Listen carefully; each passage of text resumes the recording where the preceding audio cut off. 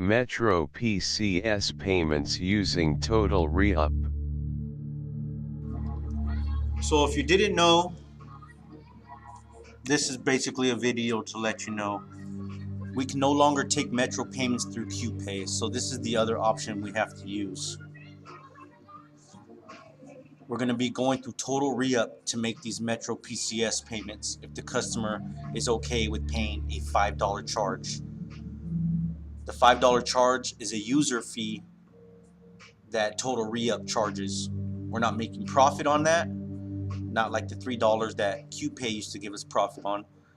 This is now a full $5 charge. So you're going to want to add this to whatever bill amount they pay. If it's a $30 plan, you're going to add $5 onto it. It's going to come out to a total. Just like this, a $40 plan, $5 user fee, it's going to be a $45 total. So here we're going to plug in a number that I've made a payment on recently. This will actually store the history for that number, what payment was last made. So there you can see the customer paid $45. It was a $40 plan with $5 international.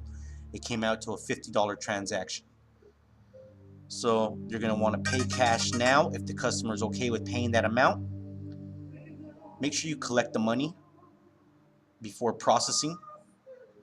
Now when creating the receipt, this is where it can get a little confusing. Just like before, you can go ahead and plug in Metro Payment. I wouldn't use the QPay payment portal anymore since it's actually not going through QPay. I would just add it on a receipt like this. This is the confusing part. There you can see the cost price of what we used to pay through QPay.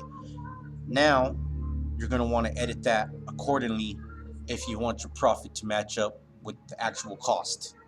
Let's go ahead and create the receipt. Here you can see the bill fee needs to be edited to $5 now. You can tell them it's a $50 transaction. If they're okay with paying it, then go ahead and process that. Make sure that the cost price is reflecting what we now pay, $5 cost price. Now if you want to make your profit and loss actually correct to what we pay, you're going to need to open up the total reup report page.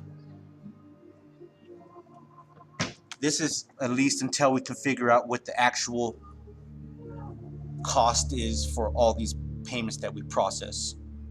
Here though, going through the portal, it actually shows you history for the payments that were made. Here you can see that $50 payment. It actually cost us $49 to make that payment, which means that we only made $1 profit. You're going to want to edit the cost price here to make it reflect what we actually made on that payment. So $44, like I said, $5 full cost price, and you collect the money from the customer. So touching on the subject of limitations, let's go over some of those. We haven't figured out what the actual cost is. As you can see, these different amounts offer us different amounts of profit that we make. Like this $70 payment, we only made roughly $1.40. Looks like this $35 payment, we made 70 cents. So clicking on Metro, it is a different amount profit that we make on each one. So you're going to want to check that until we can actually figure out the actual cost. Another problem that I can see us running into is, say a customer has a Metro account, something as simple as a $30 plan, but they have insurance, which means their service fee is $36. You want to make sure that you apply the full amount of money to the account for it to turn on. So which would mean that since it doesn't have an RTR option to just put in the amount we want to apply, we would have to jump it up to a $40 plan, and they'll just have a little bit of credit left over going towards the next month. So such as a $30 plan with $6 for insurance, you would have to process at least a $40 plan.